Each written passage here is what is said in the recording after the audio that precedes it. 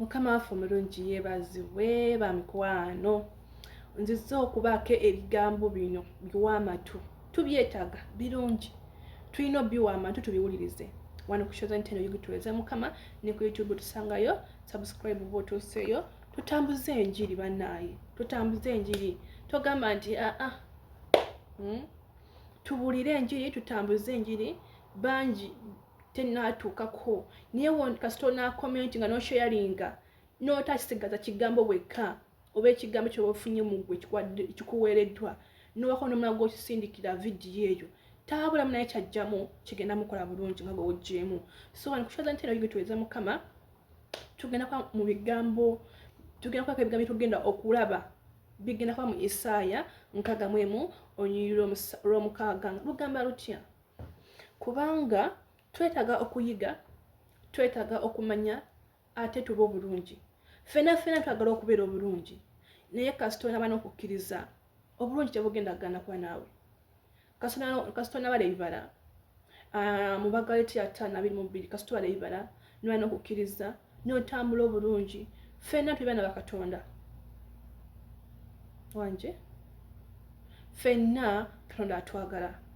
Naye kasitoba nga oyimwetowaze, kasitoba nga ogondera eddoboozi lye, nkugambye waliwo ebigambo by'ogenda okuwulira nga tokiwulira nga tokimanyi, naye ng'ate okiwulidde kigenda kukola obulungi. So sharing this video okole bulungi Katonda, kubanga oba ogulumiza Katonda agulu buli wo sharing video eno tuba tuteeka level agulu, kuba Katonda ali agulu buli kintu kyonna. So wo sharing video eno notajesigaliza ngobazo giraba Katonda oba asigala wagutaka ki wansi. So tuyige mu Isaya 61 olw'omukaaga lugamba nti naye mmwe muyitibwa bakatonda, naye mmwe muyitibwa bakabona ba Mukama. Ekigambo kino kyogera ku nze naawe, nze naawe tuliyitibwa bakabona ba Mukama. Kasitoba n'obutuukirivu, kasitoba nakola obulungi, tumalayo ekigambo kyaffe n'agamba nti abantu bali bayita baweereza ba Katonda waffe, bagenda twita abaweereza ba Katonda waffe, ate nga kituli, ate nga kituufu. Naye nga wayisiza otya? Wayisiza otya? Wayisa bulungi? Tovuganya tovumya balokole? Kyentegeeza kyekino nti oli mulokole omutuukirivu. Kyengeza kugamba nti ngwe kukinyonyola nti oli mulokole akakasa nti gwe oli mulokole. Tosooza, tovuma, toyomba. Yes, oyinza nga waleka obubbi, oyinza nga okuba nga waleka obwenzi, tokyayenda. Ninga lwe kikulemeddemu kyeki munda mu mutima gwo, ng'olina ky'oyogera niwankubadde nze ttendo basikubulidde, ninga munda mu mutima gwo olina ky'ogereza ku muntu gw'olabye. So obuntu obutono obutubuusa amaaso, naye bwe butukwesezza amaaso ga Katonda, bwe bukwesezza omukono gwa Mukama fuuka ki? Kuba agamba mu Isaya 5:9 nti omukono gwa Mukama teguyimpawadde. Okitegeera? N'ebiddako webiri. Naye olw'okulina agamba nti naye ebituukirivu bwaffe n'ebiddako webiri, ojja genda osomeyo. So waali otukolera, waali okutukola obulungi, kuba ye atwaniriza mujje nga we muli. Atwaniriza oba oli musi, oba oli mwenzi, obadde wagenda mu bibyo, akwaniriza ate nga bana abantu. Nti ajja kuba nti genda, wanzitira omwana genda, wabba ebintu byange genda. Okitegeera? Ye atwaniriza, agamba mujje nga ki bwe muli.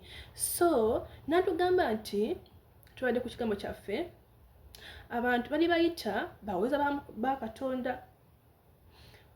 Mulirya obugagga bw'amawanga, tulirya obugagga bw'amawanga. Nkugambye bino byonna biri mu kyawanika kino bituufu era bituukirira, kuba Katonda si mwana wa muntu nti mulimba, taliyimba. Buli kyawandiikibwa kituukirira. Naye gwe kenyini oba nze kenyini, nze alina okwetereza. Kiyinza okulwawo okutuukira because nga nze kenyini seetereza munda mu nze, kyova olanga Katonda alwawo okola ki? Okunkolera. Oba gwe nga olemeddwa okwetereza munda mu gwe okuba nti Katonda akola ki? Ekisooka katonda atakolera mu nzikiza ate yatagattibwako. So obanga oluusi wadde okyaye mu bwenzi nga tojja bw'osaba nedda bweteeza ba mu layini ojja kugamba nti katonda takola. Kimbagambye nti abamu bavumisa obulokole nti bya bulimba tebikola, naye ng'oluusi oli mu kanisa ate n'ogenda n'oyenda olinayo kabuuyi kana nakolera ate nakuwata embaga gy'oyagala. Anaye nafunyemuko omusujja naye tukkiza nti katonda w'amaanyi, emimwa gikala bu kaseera n'ebina bingi mu maaso ga Mukama kuliko n'amabwa, naye ngulumiza katonda nti yabimanya nti nabyo ndibiyitamu. So buli mu embeera ennungi n'embi tugulumiza katonda nti yasinga byonna kuba aba yabimanya, so nga gwe batokyo kimanyi okirabiraawo. So ngulumiza katonda mu buli kimbeera nze kuba ntegedde katonda oba nkyayongera omutegeera ddala kubanga era tikugwa okumanya. So okulwawo okukolera katonda kunaava ku ekyo ky'oli. Ng'oluusi buzibu ogenda mu ssabo bwe bukyo ogenda mu kkanisa gwe ogenda okugamba nti bibabulokole bya bulimba, mbaze emyaka mirokole emyaka 4 naye sina kyenfunye. Kumbe ng'olina ekyama kyo ky'okola mu nkubutu abamu kibatamanyi naye nga gwovu okola ki owabya abantu ba katonda nti bya bulimba. So twetereeze kuba agambye nti tulirya amawanga, kuba agambye nti mulirya obugagga bw'amawanga. Ninga tweterezezza tuli mu layini emu nfuba okulaba nga nnyonnyola ekigambo kino bigera kutuuka ku byonna byensomye era weebiri tubirina obbiba, naye gwe weeterezezza munda mu gwe nga bwagambye nti mwe nga wagambye nti naye mmwe muliyitibwa bakabona ba Mukama. Naye mmwe muliyitibwa bakabona ba Mukama. Abantu bali bayita baweereza ba Katonda waffe.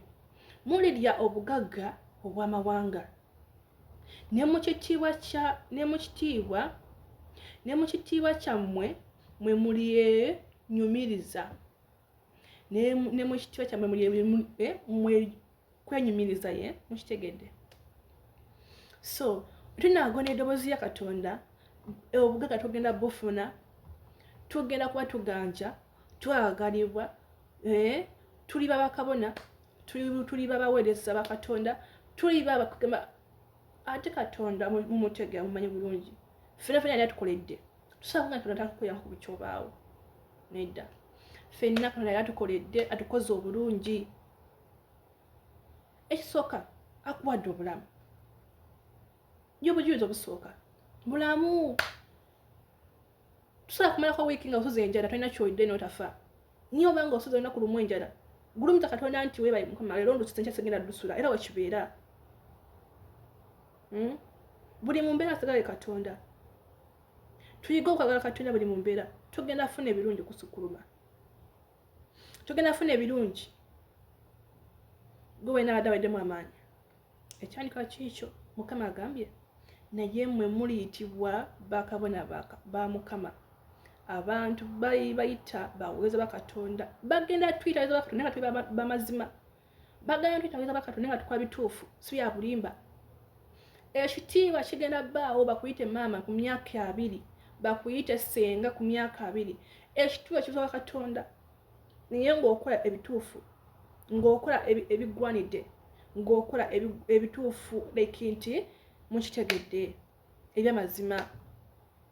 Tuweze mu mazima tuleme okuba nga tuyimiridde eno ekigo ekirimu kiri Kampala, ekirimu kiri Kenya, ojja kugwa. Ale kasita okugwa okuyimuka lutalo. So tuleke ekibi twagala ekirungi, tugenda twakuba obuwanguzi obwo. Obugagga tugenda kuba nabo nga bwe bwetugambye nti mulirya obugagga obw'amawanga. Tujja bulira olitambula mu mawanga, amawanga oligamalayo naye nga olw'obutuukirivu bwo oyo ali waggulu ng'abikuwa ku lw'obutuukirivu gyakera mutima tayinga n'abantu ntala mubiri nedda. Kampera omukisa mbaagala nnyo Katonda yasinga obbaagala, bale kusharinga, bale commentinga, bale kutambuza njiri. Mukama tagenda kuleka kye kimu ku ekyokola nga vidiyo n'ogimalayo. Mukama kuwa omukisa nakulala tweyongera okuyiga.